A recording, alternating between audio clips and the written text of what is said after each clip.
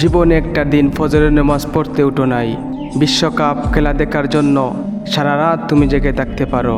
মুসলমান, একটি খেলা যদি তোমার জীবনকে তো পাল্টে দিতে পারে, দাজ্জাল আসলেই তুই ইমান দিয়ে দিবে। দাজ্জাল আসলেই তুমি ইমান দিয়ে দিবে। তুমি মেসির জন্য এত ভক্ত, নেইমারের প্রতি এত ভক্ত, এত ভালোবাসা, ক্রিস্টিয়ানো রোনাল্ডোর প্রতি তোমার এত ভালোবাসা।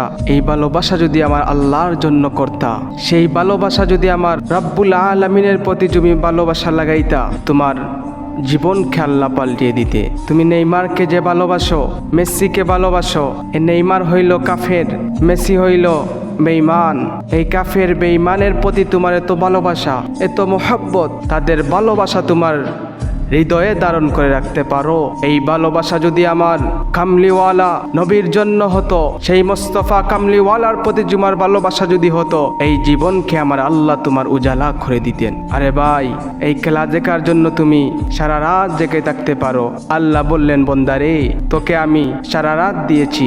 আমি বলি না যে তুই আমাকে সারা রাত জেগে থাক, আমি তোরে বলি নাই সারা রাত আমি আল্লাহর জন্য তুই জেগে থাক। বন্দা, একটি ঘন্টা আমাকে দে, আস্তা রাত্রে একটি ঘন্টা আমাকে দে, আমার রহমতের কদম তুই সেজদার মাঝে পড়, তোর জীবনকে আমি আল্লাহ উজালা করে দিতাম। সেই খেলা দেখার জন্য তুমি সারা রাত জাগতে পারো, তুমি ফজরের নামাজ একদিনও পড়লা না। 365টা দিন যায়, একদিনও তুমি ফজরের তো উঠো নাই। খেলা দেখার জন্য সারা রাত তুমি জেগে থাকতে পারো। কি তোমার ইমান, কি তুমি মুসলমান? আজ তুমি বিছনাত থেকে মসজিদে আসতে পারো নাই, কবর তাই তুমি কিভাবে জান্নাতে চলে যাবে? কিভাবে তুমি জান্নাতে চলে যাবে? কি আশা তুমি করো?